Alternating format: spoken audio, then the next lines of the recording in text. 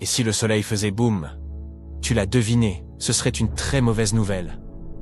Cette vidéo était vraiment courte aujourd'hui, hein? Mais attends, j'ai autre chose. Si le soleil explosait, ce serait le chaos dans le système solaire. Et les scientifiques nous disent que ça arrivera forcément un jour. Mais pourquoi? Et comment est-ce que ça se passera exactement? Nous sera-t-il possible de survivre? Eh bien, nous allons voir tout ça. Nous allons d'abord faire un voyage jusqu'au cœur du soleil. Il est rempli d'atomes d'hydrogène qui se livrent à une incroyable danse du diable. Ces atomes sont tellement excités qu'ils s'entrechoquent sans cesse de toute leur force. Et lorsqu'ils entrent en collision, quelque chose de magique se produit, ce qu'on appelle la fusion nucléaire. Grâce à cette immense fiesta, les atomes d'hydrogène se combinent pour former des atomes d'hélium. Une expérience de chimie à grande échelle. Au cours de cette fusion nucléaire, une toute petite partie de la masse des atomes d'hydrogène est transformée en une énorme quantité d'énergie. C'est la célèbre équation d'Einstein, E = mc2. L'énergie se libère sous forme de lumière et de chaleur, rayonnant vers l'extérieur et illuminant tout le système solaire.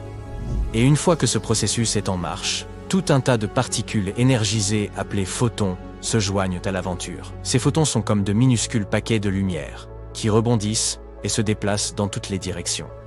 Ils jouent un rôle crucial en transportant l'énergie du Soleil dans l'espace, illuminant notre monde et réchauffant notre planète. Mais pour que tout cela continue, pour que les atomes ne s'échappent pas pour créer un chaos total, le cœur du Soleil doit être soumis à une pression énorme. Cette pression provient de l'immense poids des couches extérieures du Soleil qui pèsent sur le cœur. Les couches extérieures compressent le noyau interne. Mais les couches internes ne se laissent pas faire. L'énergie et les photons font tout ce qu'ils peuvent pour s'échapper du cœur du Soleil. Mais ce noyau est très dense, immensément dense. Et la pression est si forte que l'énergie prend une éternité pour s'échapper. Elle rebondit, est absorbée et réémise par d'autres particules. Finalement, au bout d'un long moment, elle atteint la surface du Soleil et s'envole dans l'espace pour nous parvenir sous forme de lumière. Tu sais maintenant comment fonctionne le Soleil. Maintenant, que se passe-t-il lorsqu'il arrive en fin de vie? Eh bien voilà, notre Soleil a une réserve limitée d'hydrogène. Dans environ 5 milliards d'années, il sera donc à court de carburant. Après ça, notre étoile subira de grands changements. Alors, fais bien attention, car il y a de fortes chances que nous manquions l'événement. Tout d'abord, le Soleil va gonfler et devenir une géante rouge, se dilatant comme un ballon. Il deviendra si grand qu'il engloutira les planètes intérieures, y compris notre Terre bien-aimée. Un Soleil vraiment sans gêne, qui prend toute la place. Nous n'assisterons donc pas à ces derniers jours, à moins que nous ne déménagions très loin. Après la phase géante rouge, le Soleil rétrécira un peu. Ses couches extérieures s'évanouiront dans l'espace, laissant derrière elles une magnifique nébuleuse planétaire. Il révélera son noyau incandescent. Oh, le noyau, maintenant rempli d'hélium, aura une voix bizarre. Non, commencera à fusionner des éléments plus lourds comme l'oxygène et le carbone. Ces réactions ne seront pas aussi vigoureuses, comme à la fin d'une fête, quand on est un peu fatigué. Finalement, l'hélium finira par s'épuiser lui aussi et le Soleil deviendra une naine blanche compacte, un retraité stellaire profitant de ses vieux jours. Les scientifiques estiment qu'il reste au Soleil environ 7 à 8 milliards d'années avant qu'il n'éteigne ses lumières. Mais ne t'inquiète pas, d'ici là, l'humanité sera peut-être déjà partie vers une galaxie lointaine ou aura même évolué en une nouvelle et surprenante espèce. Notre Soleil ne s'éteindra donc pas avec fracas comme un feu d'artifice. Il n'est pas assez gros pour devenir une supernova ou un trou noir. Ces superstars de l'espace ont besoin d'une masse bien plus importante que notre Soleil pour advenir. Mais que se passerait-il s'il explosait soudainement? Comme ça, brutalement et sans raison. Voyons ça. Imagine, le Soleil fait boum. Une situation des plus délicates sur Terre. L'événement libère une quantité folle d'énergie, envoyant une onde de choc qui traverse l'espace à la vitesse de la lumière. Il faut environ 8 minutes pour que cette onde nous atteigne. Pourquoi? Eh bien, le Soleil se trouve environ à 150 millions de kilomètres de nous. Il faut donc un peu plus de 8 minutes et 20 secondes à sa lumière pour parcourir toute cette distance et nous atteindre. Mais parlons de l'événement lui-même. Ce serait un spectacle grandiose, mais malheureusement, ce serait aussi la fin. Les quantités folles d'énergie libérées provoqueraient une expansion rapide du Soleil qui engloutirait les planètes intérieures, y compris notre Terre. Et ce n'est pas tout. Prépare-toi à une gigantesque rafale de radiation. Le Soleil déverserait un torrent de particules superchargées. des rayons X et des rayons gamma, le genre de particules qui peuvent sérieusement tout chambouler. En atteignant notre atmosphère, ces particules à haute énergie provoqueront un chaos incroyable. Elles ioniseront l'atmosphère, créant une énorme impulsion électromagnétique. Cette impulsion est comme une onde de choc pour les appareils électroniques. Elle les grille et les rend inutilisables. Si tes gadgets ne sont pas protégés, ils risquent de passer un mauvais quart d'heure.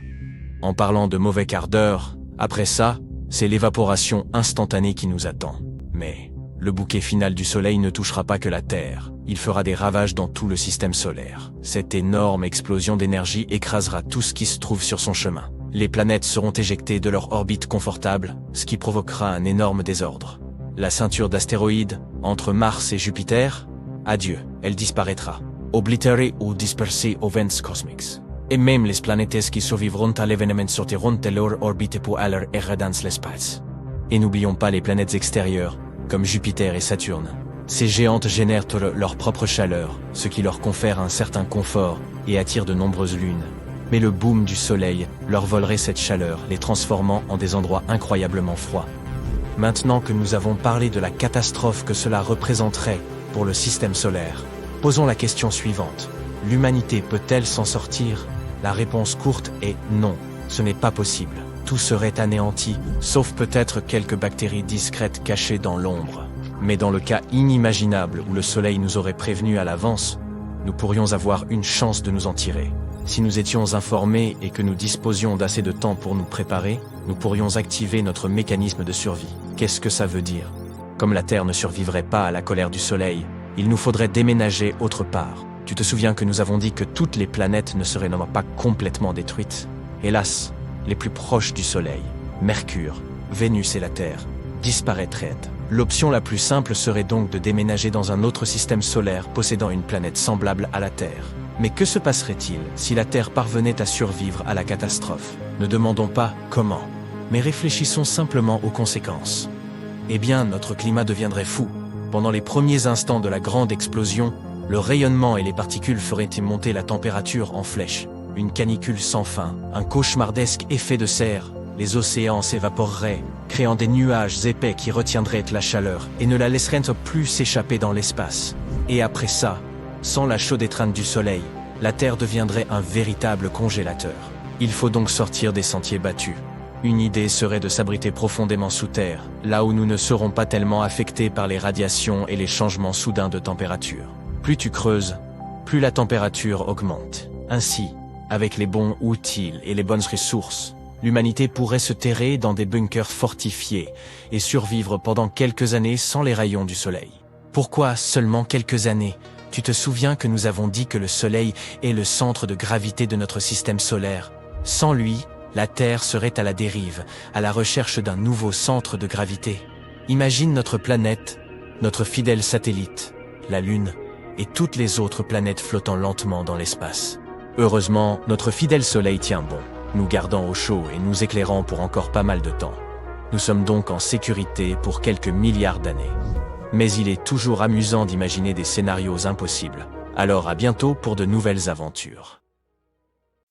D'où nous nous trouvons, le Soleil semble très calme et paisible, mais comme les êtres humains, et tous les êtres vivants de la planète d'ailleurs, le Soleil possède ses propres phases et entre parfois en activité. Les conséquences sont bien plus importantes et chaotiques lorsque le Soleil devient hyperactif. Zoomons pour voir ce qui se passe là-haut. L'une des façons de mesurer l'activité de notre étoile est de compter les taches solaires à sa surface. Les taches solaires sont des zones sombres qui se forment lorsque le champ magnétique du Soleil est soumis à une forte activité. C'est simple, plus il y a de taches solaires, plus l'activité du Soleil est intense. Et il semble que le Soleil ait fait la fête comme jamais ces derniers temps. Le nombre de taches solaires observées par les scientifiques est le plus élevé observé depuis près de 21 ans.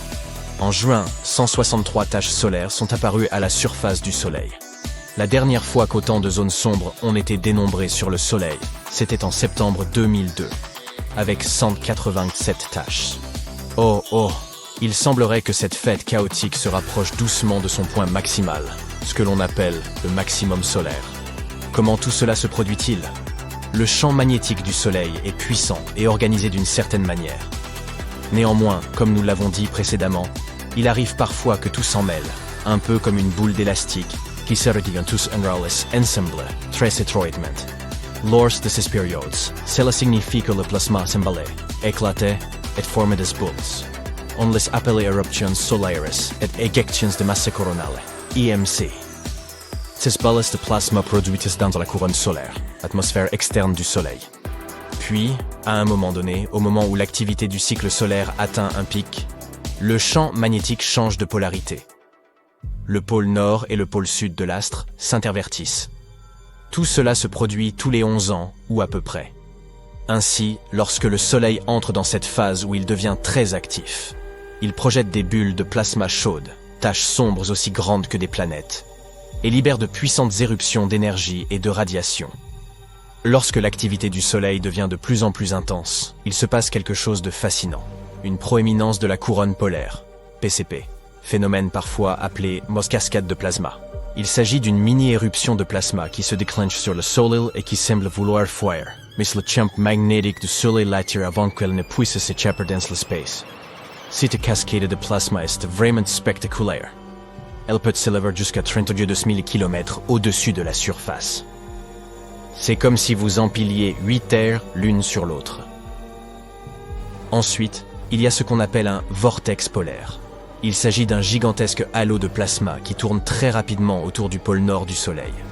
Ce tourbillon se forme lorsqu'un grand filament de plasma se détache et tourne avant de retomber vers la surface, un peu comme une cascade de plasma. Les scientifiques ne savaient pas pourquoi ce plasma reste si longtemps au-dessus de la surface du Soleil. Parmi les exemples d'éjection de masse les plus intéressants, il convient de citer une EMC géante en forme de papillon en mars de cette année.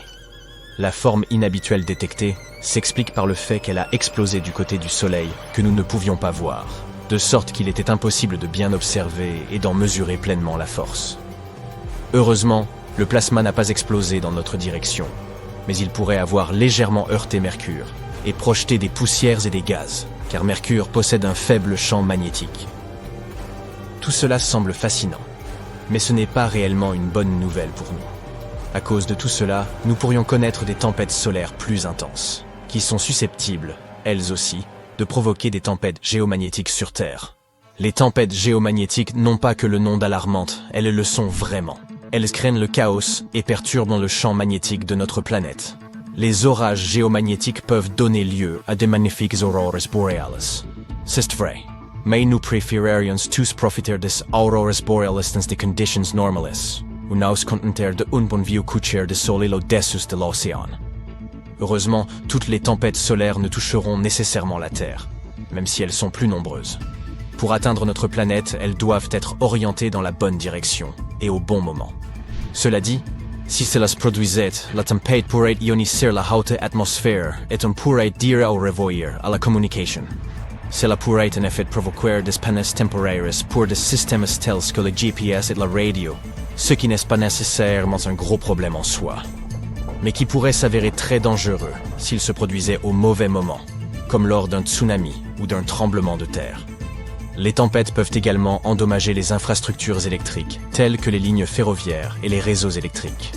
Si vous prenez l'avion à ce moment-là, vous risquez d'être exposé à des niveaux de radiation plus élevés.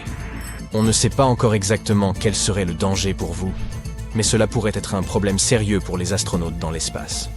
Lorsque les tempêtes solaires perturbent le champ magnétique, cela peut affecter les migrations de certains animaux, comme les tortues de mer, les baleines et les oiseaux.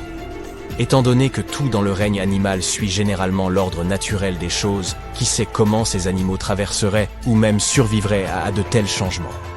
Et lorsque le Soleil est au maximum de son activité, les satellites dans l'espace sont également en difficulté. Nous avons plus de satellites dans l'espace que jamais auparavant. Or, lorsque l'atmosphère externe devient plus dense à cause de tous ces changements, les satellites peuvent être poussés dans différentes directions, risquant de s'écraser les uns contre les autres, ou même retomber sur Terre. Ces phénomènes n'y sont cool que dans les films avec des super-héros qui peuvent faire face à ce genre de problème. Espérons donc que nous éviterons une tempête solaire de grande ampleur, comme celle de Carrington. L'histoire est similaire aux autres. En août 1959, les astronomes du monde entier ont constaté que le nombre de taches solaires ne cessait d'augmenter. Parmi eux, un homme nommé Richard Carrington en faisait partie. Début septembre, il était en train de dessiner les taches solaires quand, soudain, il a été aveuglé par un éclair de lumière. Cela a duré environ 5 minutes, mais c'était spectaculaire. Il l'a décrit plus tard comme une éruption de lumière blanche. Il s'agissait d'une très forte éjection de masse coronale, EMC. Bien que cela prenne habituellement des jours, en seulement 17 heures et 6 minutes, cette tempête a traversé la longue distance qui sépare le Soleil de notre planète, 90 millions de kilomètres, et s'est déchaînée sur nous. Et quand la tempête a commencé, les machines télégraphiques du monde entier ont produit des étincelles. Les opérateurs ont reçu des chocs électriques et le papier a même pris feu. Les gens étaient vraiment effrayés et désorientés parce qu'ils n'avaient jamais vu un ciel aussi clair auparavant. Certains ont même cru que c'était la fin du monde. Le lendemain, les télégraphistes n'y pouvaient toujours pas travailler correctement car l'atmosphère terrestre était encore chargée. Ils ont même réussi à envoyer des messages en utilisant le courant auroral au lieu de l'électricité normale. Mais ce phénomène a aussi apporté quelque chose d'incroyable, à savoir d'étonnantes aurores dans le ciel. Les habitants d'Hawaï et de Cuba ont pu observer de magnifiques aurores boréales, tandis que ceux du Chili ont pu voir des aurores australes. De nos jours, le phénomène s'intensifie lentement mais sûrement. Prenons l'exemple des éruptions solaires. Il s'agit de puissantes explosions d'énergie émises par le Soleil. En 2022, il y a eu 5 fois plus d'éruptions que l'année précédente. Et les plus puissantes, les éruptions de classe X, sont devenues plus fortes et plus fréquentes qu'auparavant.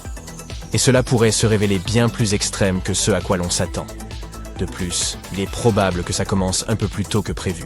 Les scientifiques ont d'abord pensé que le pic se produirait en 2025, mais il semblerait que cela pourrait advenir même fin 2023. Si une tempête solaire nous frappait directement, nous ne pourrons pas nous protéger complètement, mais nous pourrions tout de même prendre certaines mesures, comme faire garder les avions au sol, ajuster les trajectoires des satellites dans l'espace et protéger les infrastructures vulnérables. Pour ce faire, nous avons besoin de meilleures prévisions météorologiques solaires afin de nous préparer au pire. Tout cela peut sembler de mauvais augure à première vue, mais ne vous inquiétez pas.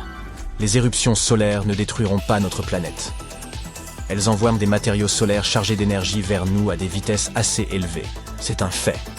Mais nous ne serions pas complètement perdus si ces phénomènes nous touchaient. Notre planète ne nous laisserait pas sans protection. Notre atmosphère et notre champ magnétique nous protégeraient encore relativement bien. Notre épaisse atmosphère fait office de bouclier qui bloque les radiations susceptibles de nous nuire. En d'autres termes, ces éruptions solaires pourraient surtout affecter nos technologies, mais elles ne pourraient pas détruire la Terre. On dirait que nous possédons bien des super-héros, finalement. Bételgeuse, une supergéante rouge. Cette boule de plasma en ébullition est l'une des plus grandes étoiles de notre galaxie et l'une des plus brillantes. Elle est 500 fois plus grande que le Soleil, mais elle est en état de pulsation, ce qui fait qu'elle grossit et rapetisse. À son apogée, elle fait 800 fois sa taille moyenne. Si cette étoile était une corbeille, elle pourrait contenir environ 300 millions de soleils, alors que son poids n'est que 17 fois supérieur. Et là, à environ 500 années-lumière, se trouve la Terre. Nous lançons notre vaisseau spatial et entamons notre voyage vers Bételgeuse. En quelques secondes, nous avons déjà parcouru 390 000 km et nous sommes près de la Lune. Cette distance représente 9,5 fois le tour de la Terre. Une navette spatiale actuelle propulsée par une fusée aurait mis 3 jours pour arriver jusqu'ici. Nous sommes maintenant près de Mars. Le vol vers la planète rouge dure généralement 7 mois. Plusieurs rovers sont actuellement à l'œuvre ici, ainsi que le tout premier drone volant Ingenuity. La surface de Mars est 3 fois plus petite que celle de la Terre, mais la planète est également 10 fois plus légère. On espère bientôt y envoyer une colonie humaine. Juste au-delà de Mars, nous devons esquiver de nombreuses roches spatiales. C'est la ceinture d'astéroïdes. Elle contient des débris et des objets spatiaux de taille et formes différentes. Le plus gros d'entre eux est Cérès. Sa surface est légèrement plus grande que la superficie de l'Argentine, et son poids représente environ 1% de celui de la Lune. Le poids total de toute la ceinture d'astéroïdes est 25 fois inférieur à celui de la Lune. Ensuite, nous passons devant les géantes gazeuses Jupiter et Saturne. Ce sont les plus grandes planètes du système solaire. Ce sont aussi les plus lourdes, même si elles n'ont pas de surface solide. Ensuite, nous passons par Uranus et Neptune. On les appelle géantes de glace. Et à l'extrême limite du système solaire, nous voyons Pluton. Elle était autrefois considérée comme une planète à part entière, mais elle a été retirée de la liste. Nous voilà maintenant à 7 milliards de kilomètres de notre maison. Il a fallu à la sonde spatiale New Horizons environ 9 ans pour arriver jusqu'ici. Accroche-toi à ton siège, on va accélérer. Nous traversons la ceinture de Kuiper. Il y a beaucoup d'astéroïdes et de blocs de glace ici. Ce sont les matériaux de construction les plus anciens de notre système solaire. Il y a plusieurs milliards d'années, notre monde ressemblait à un nuage de ces astéroïdes. Nous continuons notre voyage et atteignons le bord du système solaire, l'héliosphère. Nous nous sommes déplacés jusque-là grâce au vent solaire, mais il commence à ralentir car il entre en collision avec le vent interstellaire et se réchauffe. C'est ce qu'on appelle le choc terminal. La sonde spatiale Voyager 1 a atteint ce point en décembre 2004. Nous arrivons maintenant là où l'héliosphère se termine et où l'espace interstellaire commence. C'est l'héliopause. En 2012, Voyager a franchi cette limite et est devenu le tout premier objet fabriqué par l'homme à atteindre l'espace interstellaire. Mais le message de Voyager rapportant cet événement est arrivé sur Terre près d'1 an plus tard, en raison de l'énorme distance.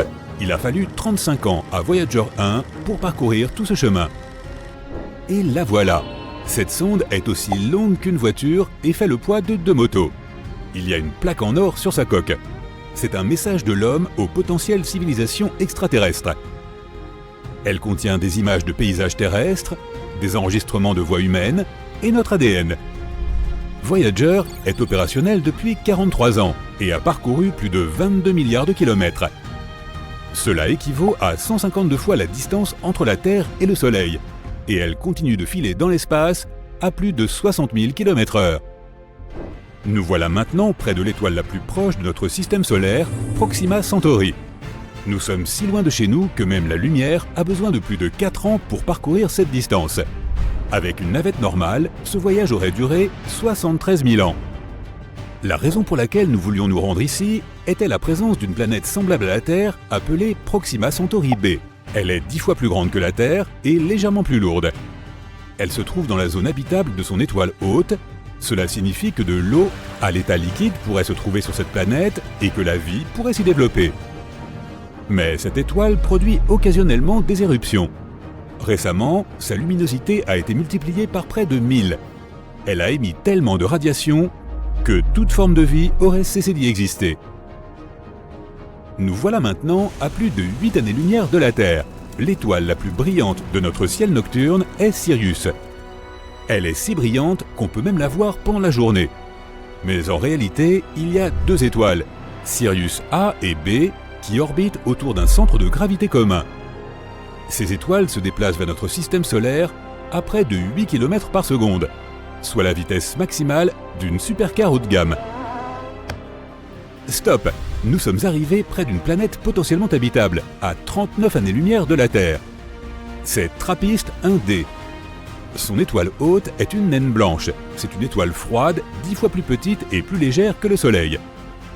Il y a 7 planètes autour d'elle, mais TRAPPIST 1d est la plus similaire à la Terre. Elle est seulement 30% plus petite et 3 fois plus légère. Mais sa surface est rocheuse et la température y est de 9 degrés Celsius. On s'y sent bien avec une petite laine. Il pourrait même y avoir une atmosphère, des montagnes et des océans, ce qui veut dire que cette planète pourrait accueillir une colonie humaine. Mais il faudrait 677 000 ans pour y arriver avec des navettes traditionnelles. Et voici notre objectif principal, Bételgeuse. Il faudrait près de 8,7 millions d'années pour y arriver avec une navette spatiale actuelle. Cette étoile est si grande qu'à côté, notre vaisseau ressemble à un grain de sable. Remontons le temps pour voir ce qui est arrivé à cette étoile. Il y a d'abord eu une magnifique nébuleuse. C'est un nuage de poussière et de débris spatiaux qui s'est progressivement comprimé sous son propre poids. Une réaction nucléaire s'est alors formée en son cœur et boum, une étoile est née. Au début, Bételgeuse était chaude et très massive, mais elle ne s'est pas étendue et est restée stable. Observons son cœur. Les réactions nucléaires dans le cœur de l'étoile créent beaucoup de chaleur et d'énergie.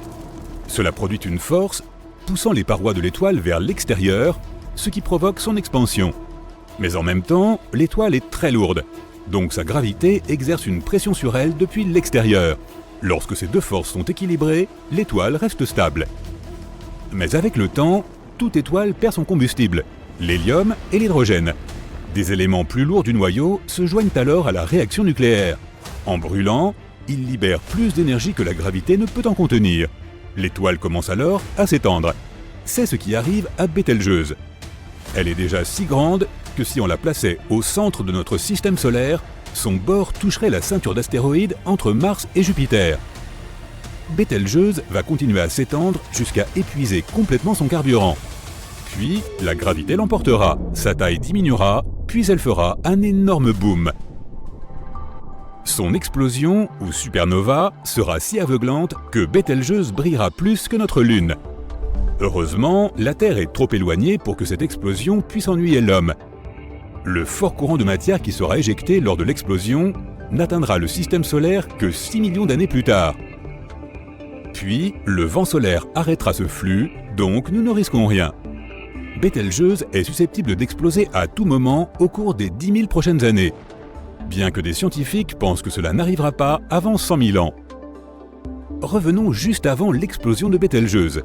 Il peut y avoir un autre scénario plus intéressant.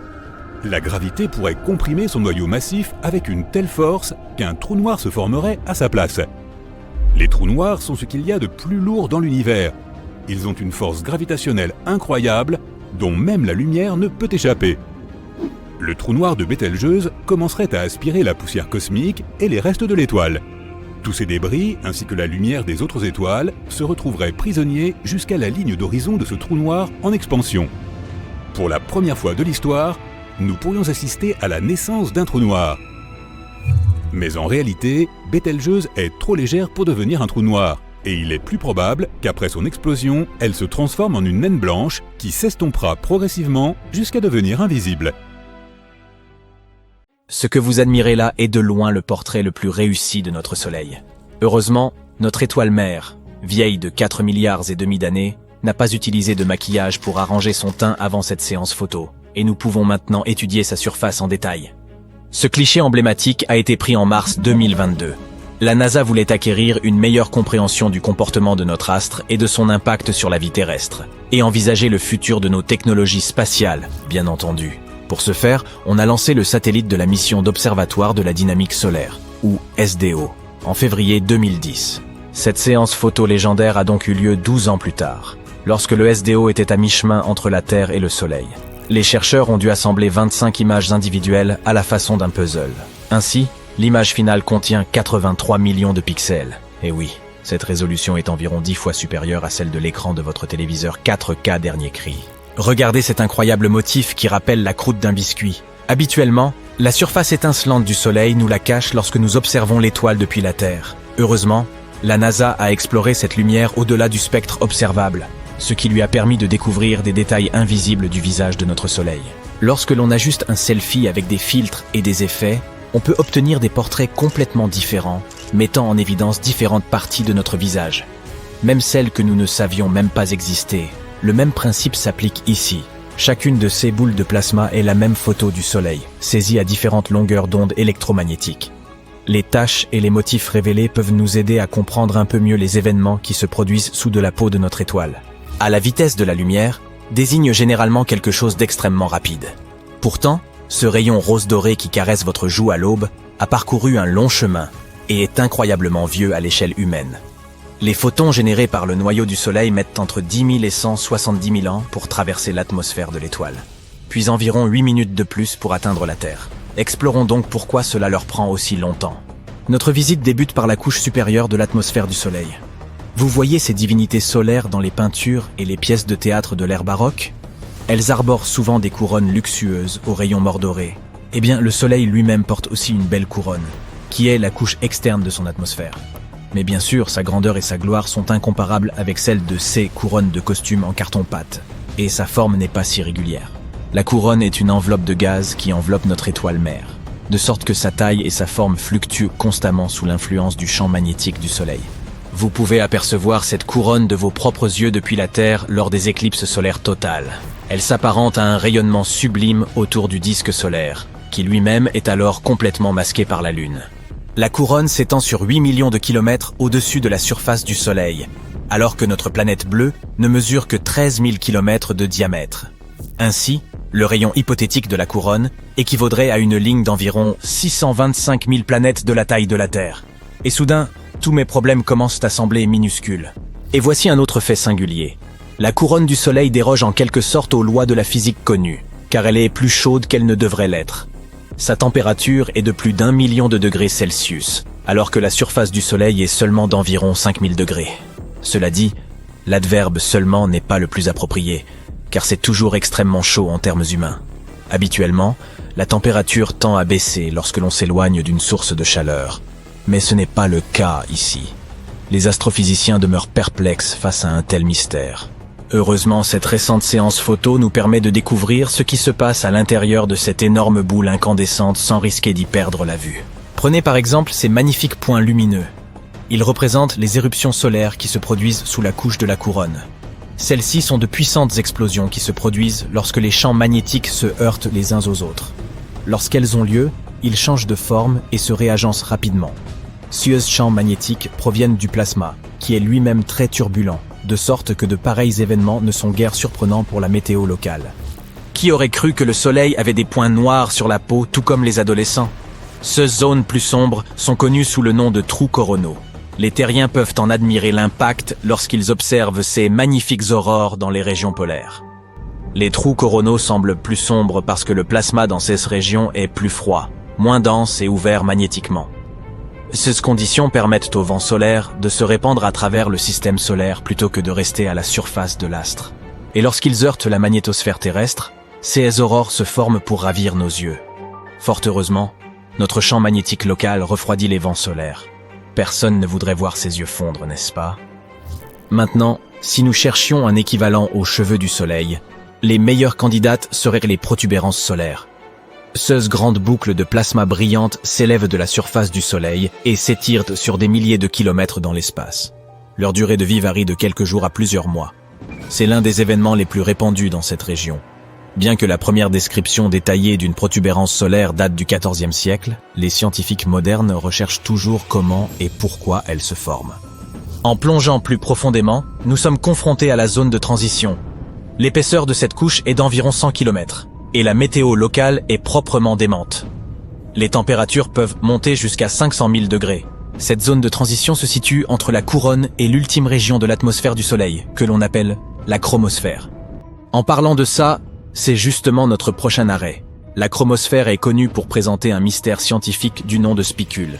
Répétez-le 20 fois très vite. Spicule, spicule, spicule. C'est marrant, non? Ce spectaculaire jet de plasma s'étire depuis la surface du Soleil et atteigne des vitesses d'environ 360 km par seconde. Comme s'ils sautèrent sur un trampoline depuis la surface du Soleil.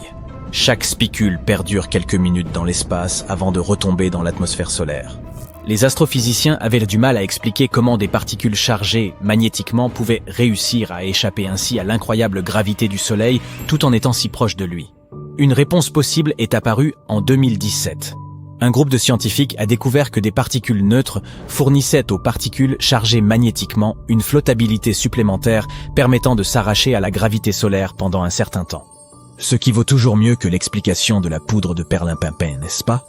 Avançons maintenant de 1600 km à travers la chromosphère pour enfin atteindre la surface solaire, ou photosphère.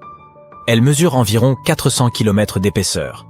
Mais contrairement à la planète Terre, la surface du Soleil n'est ni stable ni solide. Les températures ici sont si élevées qu'aucune matière ne peut exister. D'un autre côté, les scientifiques surnomment souvent le plasma le 4e état de la matière. Et pourquoi pas? Il est fait d'atomes ionisés et d'électrons libres. Et il mérite en quelque sorte d'être considéré comme tel. Peut-être qu'un jour, nous aurons l'occasion de rencontrer une espèce locale de personnes plasmoïdes. Mais je pense qu'il vaudra mieux que nous évitions leurs chaleureuses étreintes de bienvenue. Vous savez, de tels gens auraient sûrement un tempérament volcanique. Quoi qu'il en soit, la photosphère est notre dernière étape, car l'humanité ne possède pas encore de technologies qui permettent d'explorer le Soleil plus profondément. Donc, si nous voulons en apprendre davantage, vous devrez inventer votre propre engin spatial. Mais le temps presse. Vous n'avez que 7 à 8 milliards d'années. Après cela, notre Soleil s'éteindra, selon les estimations des scientifiques. Et, à vrai dire, ces mêmes scientifiques seront sûrement les premiers sur le coup. Vous avez un sérieux compétiteur. La sonde solaire Parker de la NASA détient actuellement le record de la plongée la plus profonde dans notre Soleil. Cet engin spatial a réussi à parcourir 7 300 000 km depuis la surface du Soleil en direction de son noyau le 27 septembre 2023. Et depuis, la sonde Parker a réitéré l'exploit en décembre de la même année. Alors, pourquoi n'a-t-elle pas fondu, vous demanderez-vous? La sonde a été conçue pour résister aux conditions les plus extrêmes et à des fluctuations de température. Elle est équipée d'un bouclier thermique sur mesure et d'un système autonome, protégeant la mission contre l'intense rayonnement solaire. La NASA a d'autres plans ambitieux. En décembre 2024, Parker s'approchera encore plus près du Soleil. Elle se déplacera plus rapidement que tout autre objet fabriqué par l'homme, à la vitesse de 700 000 km/h. La sonde se trouvera alors à seulement 6 millions de kilomètres de la surface brûlante du Soleil. C'est pratiquement comme atterrir sur une étoile. Les astronomes ont déjà comparé ce prochain jalon à notre premier alunissage. Enfin, il vaudrait probablement mieux que nous atterrissions de nuit. Bon d'accord, je l'admets. C'est une blague vieille comme le monde. Accrochez-vous, chers passionnés de l'espace, car nous sommes sur le point de découvrir ensemble les secrets cosmiques qui ont été dévoilés cette année. Des étoiles géantes aux molécules organiques, cette année se présente sous les meilleurs auspices pour les astronomes. Alors, rattrapons tout ce que tu as peut-être manqué en 2023. Pour commencer, nous avons découvert de véritables monstres stellaires. Imagine-toi lever les yeux vers le ciel nocturne pour y apercevoir des étoiles qui ne sont pas seulement grandes, mais absolument énormes. Les scientifiques ont eu recours à un télescope de pointe, le télescope spatial James Webb, afin d'explorer les premiers jours de l'univers. Et au cours de leur pérégrination, ces chercheurs sont tombés sur d'anciennes étoiles qui étaient 10 000 fois plus grandes que notre Soleil. Oui, tu as bien entendu, 10 000 fois. Ce géant du monde stellaire faisait partie des toutes premières étoiles à s'être formées dans l'univers il y a de cela plusieurs milliards d'années. Imagine un amas globulaire comme un gigantesque conglomérat cosmique, où chaque groupe comporte de 100 000 à 1 million de membres. Ces amas s'apparentent à de gigantesques réunions de familles, toutes les étoiles naissant à peu près en même temps. Mais qu'est-ce qui rend ces monstres récemment découverts si particuliers? Eh bien, leur noyau, autrement dit leur cœur, sont beaucoup plus chauds que ce que l'on observe d'ordinaire dans les étoiles. Les chercheurs pensent que cette chaleur intense pourrait être due à la combustion d'une grande quantité d'hydrogène à des températures très élevées, un peu comme un gigantesque barbecue galactique. Il se passe quelque chose de fascinant dans ces amas globulaires. Les petites étoiles s'écrasent sur leurs voisines supermassives et acquièrent ainsi de l'énergie supplémentaire, un peu comme une mise à jour. Mais le hic, c'est que la plupart de ces amas vieillissent et que ces étoiles supermassives ont disparu depuis longtemps. Les amas que nous observons aujourd'hui ne laissent entrevoir que des indices de leur existence. Les scientifiques les étudient à partir des traces mystérieuses laissées par leur présence. La découverte de ces étoiles monstrueuses est extrêmement importante pour notre compréhension de l'univers. Si les scientifiques parviennent à rassembler davantage de preuves permettant de confirmer leur existence, il s'agirait d'une avancée majeure. Cela nous permettrait d'en savoir plus sur les amas globulaires et sur la formation des étoiles supermassives en général. Mais ce n'était là que la première découverte fascinante de 2023. La suivante est plutôt triste. Tu vois ces magnifiques anneaux qui donnent à Saturne son look ravageur? Eh bien, devine quoi? Ils pourraient disparaître dans un avenir pas si lointain. Enfin, à l'échelle astronomique. La mission Cassini de la NASA, qui a exploré Saturne de 2004 à 2017, a permis de recueillir des données fascinantes sur ces anneaux. Lors du grand final de la course de Cassini, au cours de laquelle elle a effectué d'époustouflantes manœuvres à travers l'orbite de Saturne, les scientifiques ont remarqué quelque chose de surprenant. Les anneaux perdèrent beaucoup de leur masse chaque seconde, des tonnes à vrai dire. Cela signifie que cette superbe auréole ne restera là que pour quelques centaines de millions d'années encore, tout au plus. Cela peut sembler long pour les humains, mais à l'échelle de l'univers, ce n'est pratiquement qu'un clin d'œil. Ce qu'il faut en retenir, c'est que nous avons découvert que les immenses anneaux, comme ceux de Saturne, ne duraient pas éternellement. Ils finissent par disparaître. Au moins, ni toi ni moi ne serons plus là pour assister à ce moment. Les scientifiques ont une théorie amusante sur ce qui se passera lorsque les anneaux de Saturne disparaîtront. Ils pensent que les autres géantes de glace et de gaz de notre système solaire, telles qu'Uranus et Jupiter, ont peut-être eu, elles aussi, des anneaux massifs. Mais au fil du temps, ces anneaux se sont émiettés pour prendre l'aspect de fines bandes d'astéroïdes comme celles que possède actuellement Uranus. Les anneaux de Saturne sont principalement constitués de glace, mais ils sont également parsemés de poussière rocheuse. Celle-ci provient des astéroïdes et des minuscules météores qui s'écrasent sur d'autres corps célestes et se désagrègent. C'est un peu comme une tempête de particules glacées et de débris cosmiques. Les recherches ont également révélé que les anneaux de Saturne sont apparus longtemps après la formation de la planète elle-même. Ils étaient encore en train de se former lorsque les dinosaures peuplèrent la Terre. En termes d'âge astronomique, ils sont donc assez récents, puisqu'ils n'ont que quelques centaines de millions d'années. Cette découverte a enthousiasmé les astronomes, car elle signifie qu'un événement de grande ampleur s'est produit dans le passé de Saturne pour créer cet étonnant disque glacé.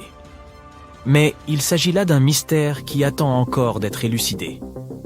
Les scientifiques voudraient d'arrêt comprendre ce qui a exactement provoqué la formation de ces anneaux et pourquoi ils ont une structure aussi époustouflante. Espérons qu'ils y parviennent.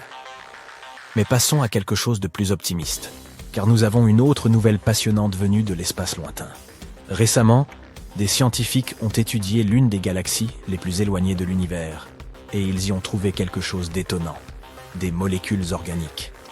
La galaxie en question porte un nom à coucher dehors, SPTO 41847. Elle se trouve à plus de 12 milliards d'années-lumière de notre petite planète bleue. Peux-tu concevoir une telle distance ?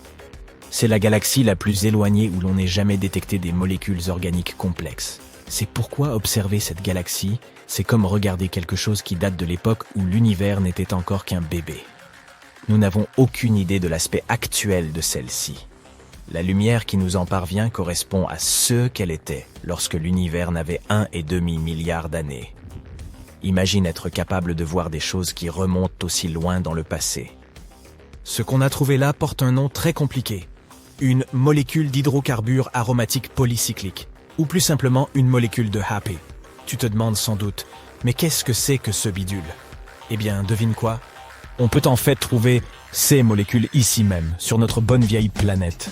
Elles peuvent se retrouver dans des choses telles que la fumée d'échappement des voitures ou dans celle des feux de forêt. Les molécules de HAPE sont constituées de chaînes d'atomes de carbone. Et voici en quoi elles nous importent. Elles sont considérées comme les éléments de base de la vie. Réalise seulement, les éléments constitutifs de la vie, ces minuscules chaînes de carbone, ont été découverts dans une galaxie très lointaine. C'est comme retrouver une aiguille dans une botte de foin. Les chercheurs ont également découvert que le gaz flottant dans cette galaxie était rempli d'éléments lourds. Ce n'est pas rien, car cela suggère que de nombreuses étoiles se sont succédées dans cette galaxie, créant tous ces éléments étonnants. Cela signifie que cette galaxie est potentiellement riche en de nombreux autres éléments. Cette découverte ouvre un monde de possibilités et soulève tant de questions passionnantes. Comment ces molécules se sont-elles formées dans une galaxie si lointaine ? Et puisque nous regardons dans le passé, qu'est-il advenu de ces molécules organiques au cours de cette période ? Ont-elles pu évoluer vers la vie ? Nous ne faisons qu'effleurer la surface de choses incroyables qui attendent encore d'être découvertes. Au fait, si tout cela se passe si loin, comment les scientifiques ont-ils bien pu réussir à découvrir une chose pareille ? Eh bien, encore une fois, ils disposèrent d'un instrument, le télescope spatial James Webb. Cette machine sophistiquée a été lancée récemment et dispose de pouvoirs décuplés en matière d'observation de l'univers. Lorsque les scientifiques ont étudié cette galaxie lointaine, ils ont rencontré un petit problème. La lumière provenant de ces objets lointains était si faible qu'elle était difficile à voir ou à détecter. Mais devine quoi ? Ils ont eu une idée brillante pour résoudre ce problème. Ils ont eu recours à ce que l'on appelle la lentille gravitationnelle, qui est un peu comme la loupe de la nature. Imagine deux galaxies parfaitement alignées, comme pour une séance de photos. La lumière de la galaxie lointaine, celle en arrière-plan, se dirige vers nous. Mais au cours de son voyage, elle traverse la galaxie d'avant-plan, qui agit comme une lentille spatiale géante. Que se passe-t-il ensuite ? La gravité de la galaxie d'avant-plan courbe la lumière, à la manière d'une loupe, la rendant plus grande et plus brillante encore. C'est comme si nous disposions d'un zoom cosmique pour nos télescopes. Cette courbure de la lumière crée une forme super cool, appelée anneau d'Einstein. Il s'agit d'un halo ou d'un anneau de lumière entourant la galaxie de premier plan.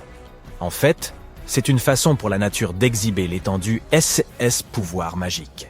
Grâce à la lentille gravitationnelle et à ces magnifiques anneaux d'Einstein, les scientifiques peuvent voir plus clairement les objets éloignés et apprendre des choses étonnantes sur l'univers lointain. Et grâce à tout cela, ils ont réussi à découvrir les interactions chimiques cachées des premières galaxies. N'est-ce pas incroyable ? Les scientifiques sont franchement emballés par cette découverte. Ils ne s'attendaient pas à trouver des molécules organiques aussi complexes dans une galaxie aussi incroyablement lointaine. Et qui sait ? Ce n'est peut-être que le début d'une passionnante épopée cosmique. Alors, gardez les yeux rivés sur les étoiles, chers explorateurs de l'espace. L'univers est plein de surprises, et qui sait quelles autres découvertes époustouflantes nous y attendent. On ne peut qu'espérer en apprendre encore davantage à l'avenir.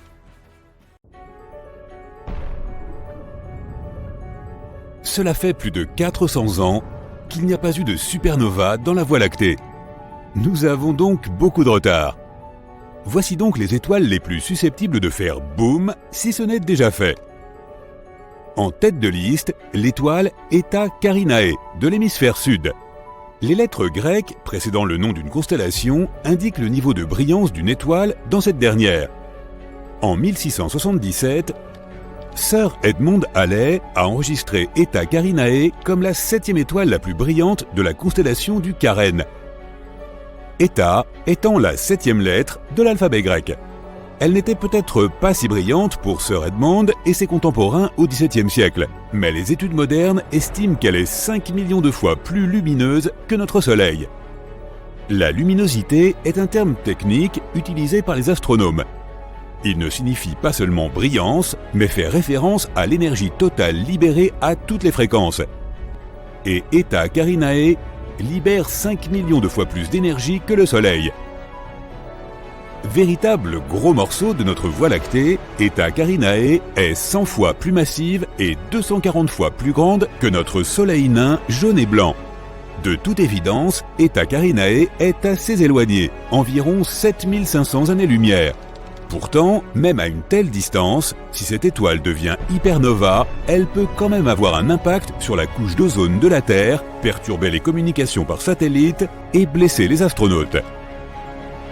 159 ans après l'observation de Halley, Eta Carinae a connu une explosion de type nova. Elle est passée de l'état d'étoile de faible luminosité à celui de la 2e étoile la plus brillante visible depuis la Terre, mais seulement pendant 27 ans. De 1836 à 1863, Eta Carinae était la 2e étoile la plus brillante visible de chez nous après Sirius, l'étoile du chien, qui n'est qu'à 8 années-lumière. Depuis 1863, à part quelques poussées, Eta Carinae est revenue à sa luminosité d'origine, soit une magnitude de 4,5. Les astronomes pourraient nous présenter des excuses pour la nomenclature de la magnitude des étoiles. Plus une étoile, une planète ou une lune est brillante, plus sa magnitude est faible.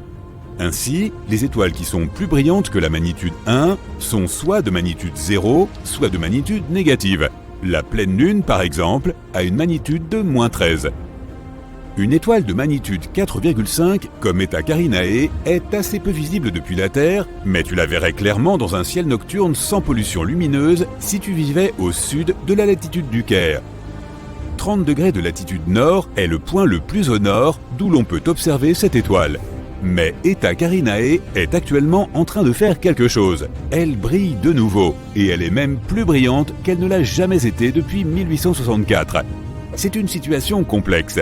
Eta Carinae est en réalité constituée de 2 étoiles, Eta Carinae A et Eta Carinae B.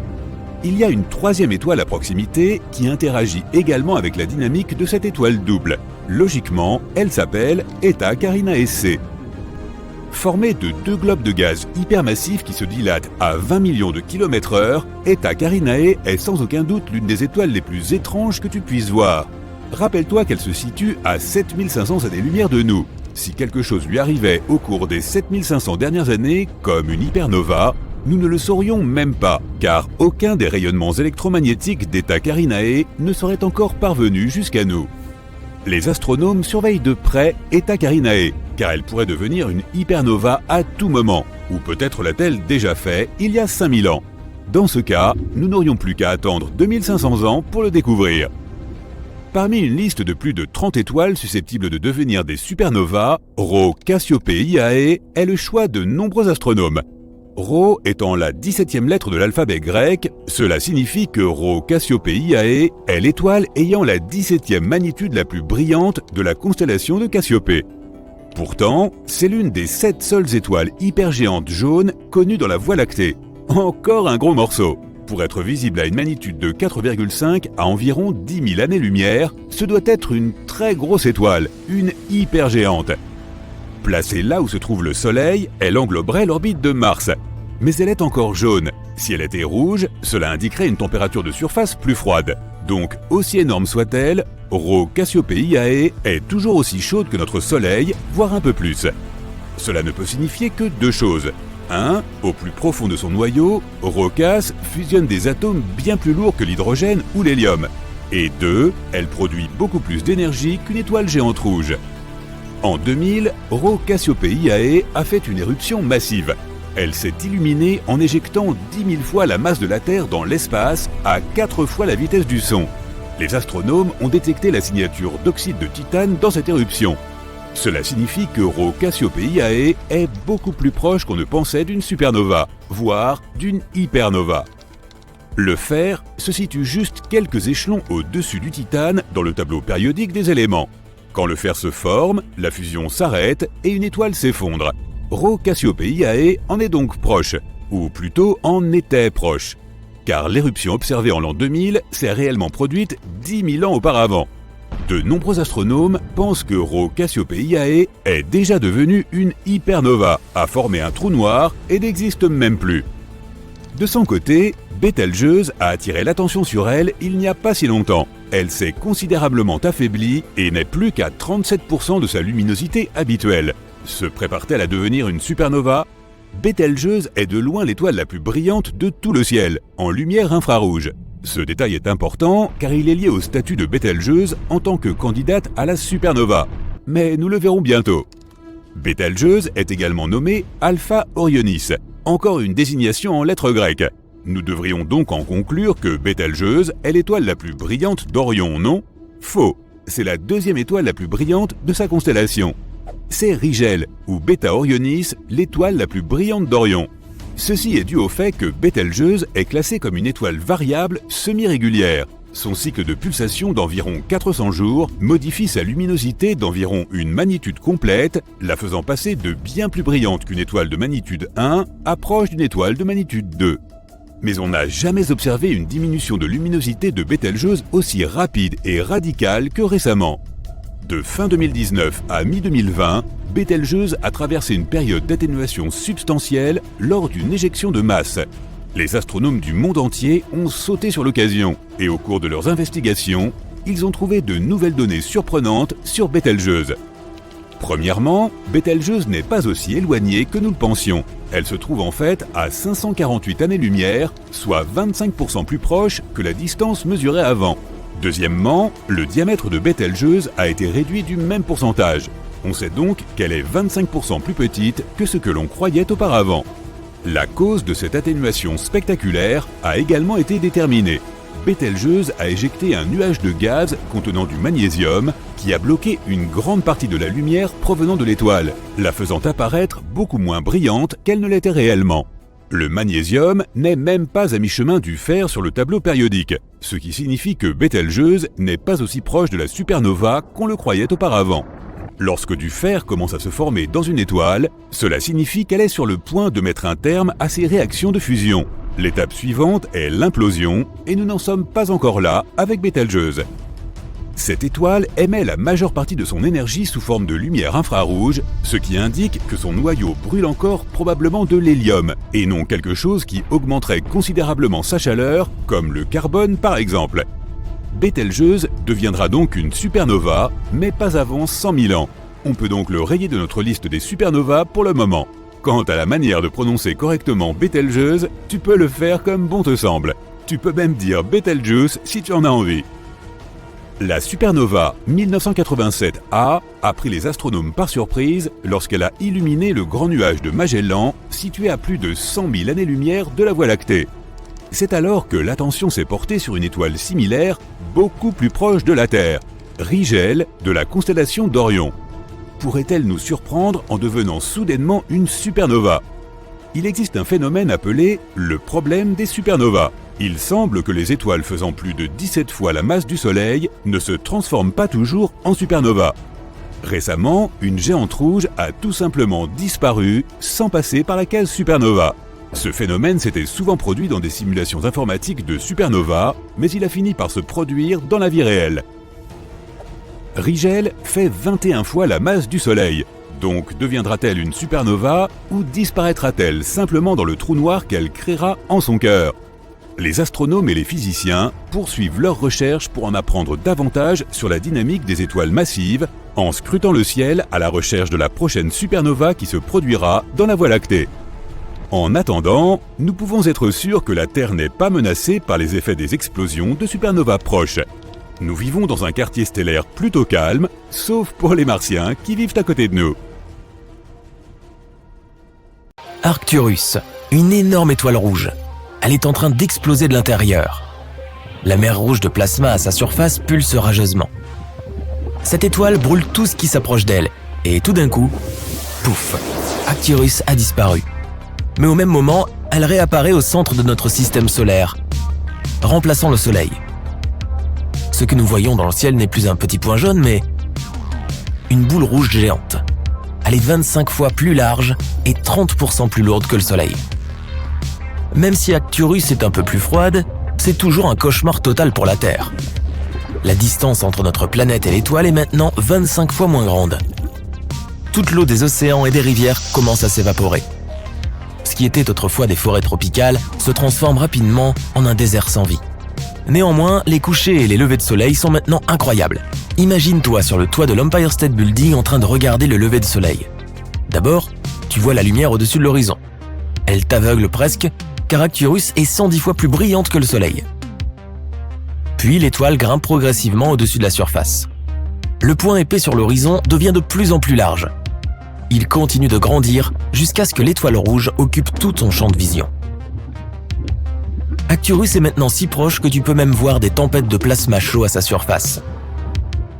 Il y a des éruptions régulières et des éjections de masse. D'énormes quantités de matière sont éjectées de la surface de l'étoile à des vitesses pouvant atteindre 2000 km par seconde. La matière prend la forme d'une boucle attachée à l'étoile aux deux extrémités. Il faut porter une combinaison spatiale très sophistiquée pour pouvoir observer un tel lever de soleil. La vie sur Terre a cessé d'exister il y a longtemps dans ces conditions. Et cela va empirer avec le temps. Car tous les 8 jours, la brillance d'Arcturus augmente. Bientôt, notre planète ressemblera davantage à Vénus. Cette dernière est si proche du Soleil que la température élevée y rend toute vie impossible. Bon, laissons notre planète refroidir un peu et mettons maintenant Proxima Centauri au centre de notre système solaire. Ce n'est pas une géante rouge mais une naine rouge. Cette étoile est presque 7 fois plus petite que le Soleil et presque 9 fois plus légère. Maintenant, nos océans et nos rivières ne s'évaporent pas mais gèlent. Les forêts et les jungles sont couvertes de neige. Dans environ une semaine, il n'y aura plus un seul endroit sur Terre où la température sera supérieure à 0. Même les plantes qui sont habituées au froid cesseront d'exister. Elles se nourrissent principalement de l'énergie du soleil. Maintenant, elles commenceront à mourir de faim.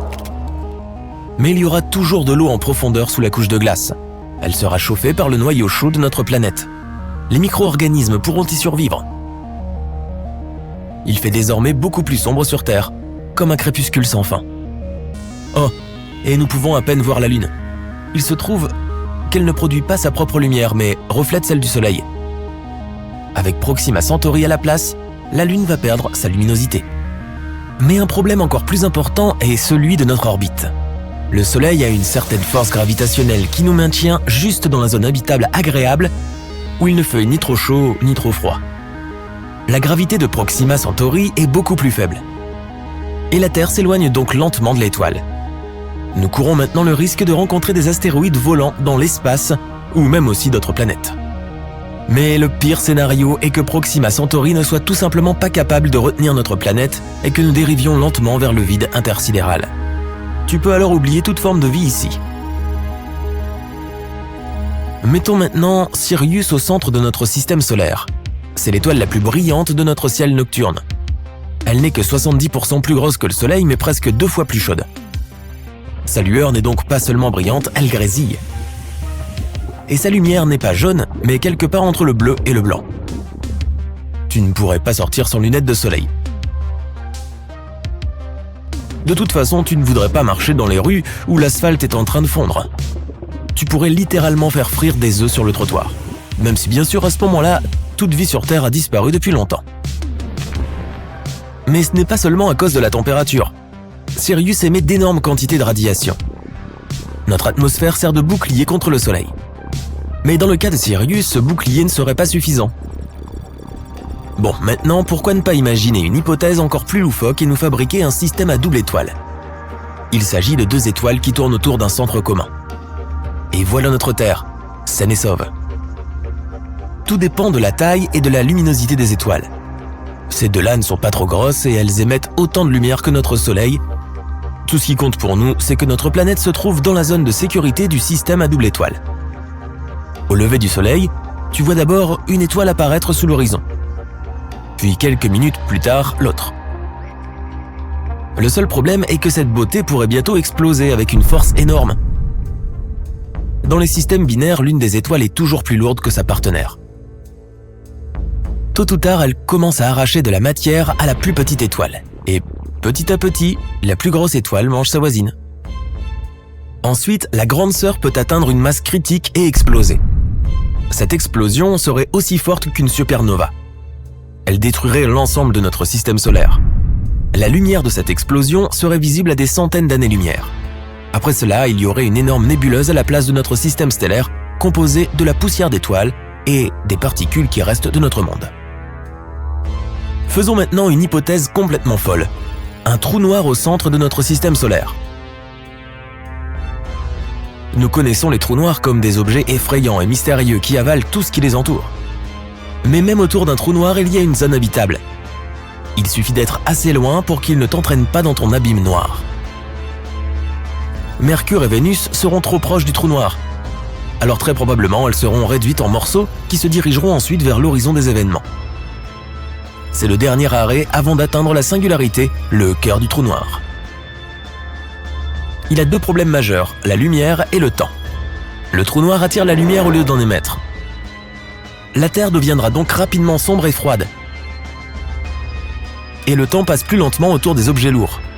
Près d'un trou noir, une seconde peut être égale à des semaines ou même des mois dans l'espace. Nous ne sentirons pas cette différence, mais l'univers entier autour de nous se développera plus rapidement par rapport à nous. Tout objet peut devenir un trou noir s'il est comprimé à une certaine taille. Par exemple, le Soleil peut en devenir un s'il est réduit à une largeur de 6 km. La Terre aussi. Si tu la comprimes à une largeur de 1,8 cm, elle devient un trou noir. Il y a maintenant un petit rocher qui se cache au centre de notre système solaire. C'est une étoile à neutrons. Elle fait environ 30 km de large. Certaines météorites sont bien plus grosses que ça, mais elle a une masse comparable à celle du Soleil. Sa force gravitationnelle est donc à peu près la même et l'orbite de notre planète est intacte. Mais le problème est que les étoiles à neutrons n'émettent pratiquement aucune lumière visible. C'est donc la nuit permanente sur Terre. Pourtant, il fait très chaud ici. Lorsqu'une étoile à neutrons naît, elle peut être d'abord plusieurs fois plus chaude que le Soleil, mais elle se refroidit rapidement pour atteindre la température à laquelle nous sommes habitués. Il y a donc une chance que toute la vie sur Terre n'ait pas encore été brûlée. Un autre problème est qu'elle tourne rapidement et peut devenir un pulsar. Un peu comme un puissant projecteur sur les 2 côtés d'une étoile en rotation. Les étoiles à neutrons éjectent aussi des rayons à des vitesses énormes. Ces rayons rendront notre planète littéralement stérile. Aucune forme de vie ne serait capable d'exister dans ces conditions. Et maintenant, c'est l'heure de la plus grande étoile connue, Stephenson 2-18. Cette géante rouge est 2150 fois plus grande que le Soleil. Et si nous la plaçons au centre de notre système solaire, son bord se trouvera sur l'orbite de Saturne. Mercure, Vénus, la Terre, Mars et Jupiter sont donc déjà avalés par l'énorme étoile. Saturne, Uranus et Neptune sont en train de griller comme des châtaignes sur le feu et vont bientôt s'évaporer. En fait, cela pourrait aussi arriver à notre Soleil. Plus il vieillit, plus il devient rouge et gros. Il finira par être à court de combustible, l'hydrogène, et il commencera à brûler des éléments plus lourds dans son noyau. Cela conduira à sa dilatation. Nous verrons alors de plus beaux couchers et levées de soleil. Mais la température deviendra trop élevée. En théorie, le Soleil deviendra si gros qu'il avalera la Terre. Et ensuite, il explosera en supernova, ne laissant rien de notre système solaire derrière lui. Brillant. Allez hop, on embarque. Dépêche-toi, nous n'avons pas beaucoup de temps. Nous allons faire un voyage cosmique pour trouver la plus grande étoile de l'univers. La première étoile que nous croisons est notre propre Soleil. Il est loin d'être la plus grande, mais il est tout de même massif. On pourrait y faire entrer 1 million de terres. Cela signifie que si tu considères le Soleil comme un ballon de basket, la Terre aurait la moitié de la taille d'une gomme à crayon. Si on mettait toutes les planètes d'un côté de la balance et le Soleil de l'autre, les planètes ne feraient pas le poids. Le Soleil représente 99,9% de la masse totale du système solaire. La masse est essentiellement la quantité de trucs ou de matière dont une chose est composée. Et c'est à elle que l'on doit la brillance des étoiles. En effet, plus il y a de matière dans une étoile, plus son noyau est épais et chaud. Cela déclenche une chaîne de réactions chimiques. Les atomes d'hydrogène s'écrasent les uns contre les autres pour former de l'hélium, libérant ainsi une quantité incroyable d'énergie. C'est ce qui donne à l'étoile sa lumière et sa chaleur. Par conséquent, les grandes étoiles sont aussi des étoiles plus brillantes. Toutefois, avec toutes ces réactions, la durée de vie d'une étoile finit par diminuer. Lorsqu'elle commence à manquer de carburant, l'étoile entre dans la phase géante. Elle se dilate et devient rouge. Cela nous ramène à la tâche qui nous attend. La plus grosse étoile que nous trouverons sera probablement en fin de vie.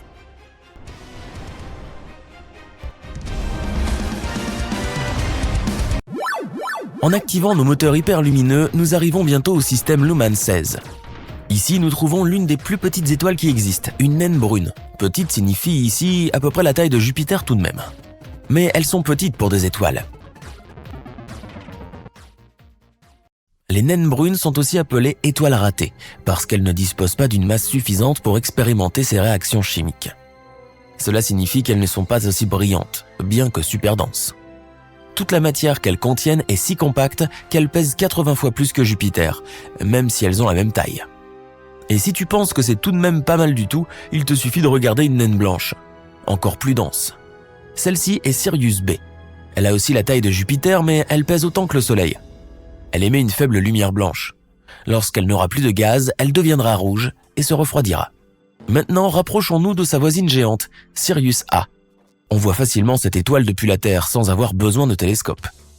Elle est 2 fois plus lourde et plus que 1,5 fois plus large que notre Soleil. C'est l'étoile la plus brillante de notre ciel nocturne. Nous volons maintenant à 550 années-lumière de la Terre vers la constellation de Cassiopée. Il y a presque 100 ans, une explosion cosmique s'est produite à cet endroit. Elle a dilaté l'atmosphère de l'étoile Gamma Cassiopée et certains gaz ont été projetés dans l'espace. Après cela, elle est devenue l'étoile la plus brillante de la constellation. Elle est 10 fois plus vaste que notre Soleil. Passons maintenant à la célèbre étoile polaire. Curieusement, différentes étoiles ont porté ce titre au fil des ans, et d'autres le porteront dans le futur. C'est parce que l'étoile polaire de la Terre change tous les 26 000 ans. Imagine notre planète comme une toupie. Le pôle Nord se déplace en décrivant un petit cercle qui pointe différentes étoiles vers le vrai Nord. L'étoile actuelle est une supergéante qui est 37 fois plus vaste et 5 fois plus lourde que notre Soleil. Elle est facile à trouver dans le ciel nocturne.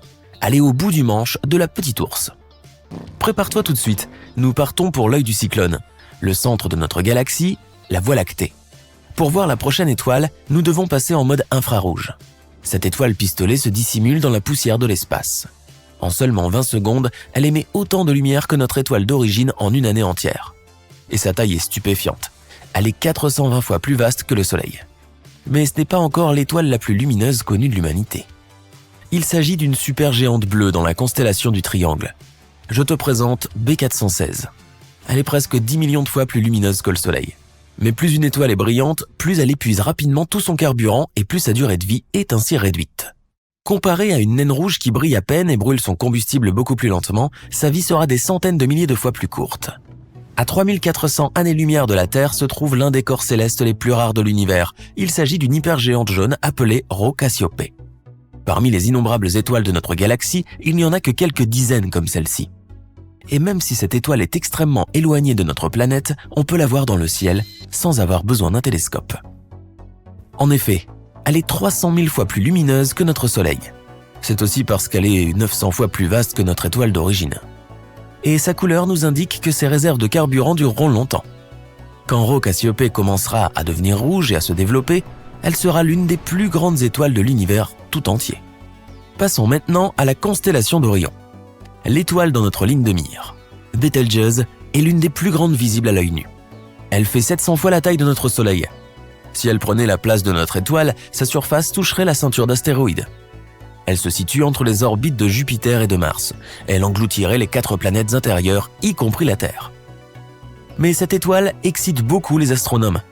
Ils prédisent que Betelgeuse va exploser et donner un spectacle céleste fantastique dans les 10 000 prochaines années. Ce sera le plus grand événement astronomique de tous les temps car nous pourrons observer une supernova à une distance proche mais suffisamment sûre. L'étoile qui explosera brillera comme une demi-lune. Elle sera visible dans le ciel de jour pendant 1 an et dans celui de nuit pendant plusieurs autres années. Maintenant, nous nous aventurons vers des étoiles qui dépassent la largeur du Soleil de 1000 fois. Mous Cephei est une hypergéante qui s'enorgueillit du titre de l'étoile la plus rouge connue. Sa couleur nous indique que la jauge de carburant se rapproche de plus en plus du vide. Mais elle est encore si grande qu'elle pourrait contenir 1 milliard de soleils. Et à cause de sa masse, cette étoile finira par devenir une supernova ou même un trou noir. Partons maintenant pour un voyage de près de 4000 années-lumière de chez nous. La voici, une supergéante rouge appelée VY Canis Majoris. C'est l'une des plus grandes et des plus brillantes étoiles de la Voie lactée. Elle pourrait contenir 3 milliards de soleils. Et même si elle est tellement énorme, cette chose est étonnamment légère, seulement 17 fois le poids du Soleil. Dans le contexte des corps célestes, on pourrait appeler cette étoile un ballon gonflé. Au cours des 100 000 prochaines années, VY Canis Majoris explosera en une hypernova. Les radiations gamma détruiront toute vie dans la partie locale de l'univers. Mais cette étoile est si éloignée de notre système solaire qu'elle ne nous causerait aucun dommage. Si nous placions MY Cephei au centre de notre système solaire, elle se gonflerait jusqu'à l'orbite de Saturne. Pour te rappeler à quel point Saturne est loin, dis-toi qu'il faut 8 minutes à la lumière du Soleil pour atteindre la Terre. Mais pour arriver à Saturne, il faut bien plus d'1 heure. Comparé à cette étoile massive, le Soleil n'est qu'un grain de sable. C'est l'une des étoiles les plus lumineuses et les plus rouges de notre univers. Plus l'étoile est grande et rouge, plus elle est proche de sa fin. Nous n'avons donc pas seulement affaire à un titan de l'univers, mais aussi à l'un des plus anciens corps célestes qui existent. La deuxième plus grande étoile de l'univers est UY Scuti. Elle fait environ 2,4 milliards de kilomètres de large, soit 16 fois la distance entre la Terre et le Soleil. C'est une étoile à pulsation variable. Sa luminosité change environ tous les 2 ans. UY Scuti détient le record de combustion de carburant par an. Les scientifiques s'attendent à ce qu'elle revienne à des températures plus élevées comme une géante jaune. Notre voyage touche à sa fin. Devant nous, nous voyons Stephenson 2-18. Il faut 20 000 ans pour que la lumière de cette étoile atteigne la Terre. Il est difficile de ne pas voir cette supergéante rouge sur notre minuscule planète. Elle est 2150 fois plus vaste que notre Soleil. Il nous faudrait 10 milliards de soleils pour la remplir. À titre de comparaison, une plage moyenne ne contient qu'environ 5 milliards de grains de sable.